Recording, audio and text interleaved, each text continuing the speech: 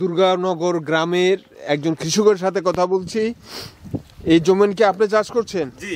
আপনি কি বর্গা করছেন না নিজের জমিন? না, এটা আমার ওই যে নিজের না, এটা হইলে আমি ধরেন ওই যে নগদ খাজনা বলি আর এটা বর্গা। বর্গা করছেন না? বর্গা। এই জমিনটি আপনি কত বছর যাবত বর্গা করেন? এটা আমি আজ 3 বছরের জন্য।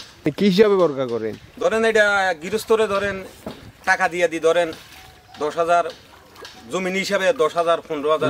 10,000 কি জমির পরিমাণ কতটুকু এখানে? ধরেন এখানে এক কানি জমিন আছে, এক কানি জমিন আমি 12,000 টাকা দিই বছরে। ওখানে এনে আমি আমান লাগামো। এর আগে কি করেছেন? না, এর আগে আঙ্গো এই দেশে জমিন এটা 1 খন্ড। মানে আপনার 1 খন্ড? এর আগে হয় না কেন?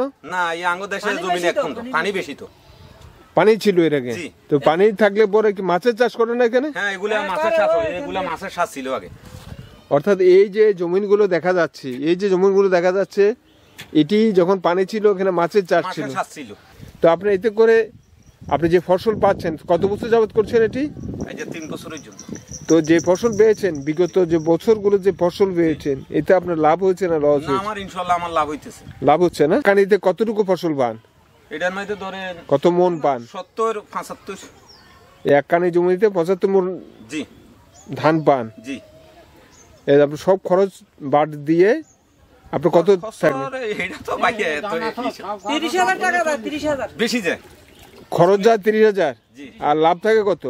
লাভ ধরেন আরো 30,000। আরো 30-35,000। খড়কুটাগুলা ওই গরু আছে তো, গরু আছে, ধরেন গৃহস্থ জমিটা গৃহস্থ করলে যেমন আমি ধানটাও ফাইলাম, কুড়াটাও ফাইলাম, তাইলে আমার গরু আছে, গরুর খামারটা চলে। ঠিক আছে, ধন্যবাদ আপনাকে। বুঝছেন?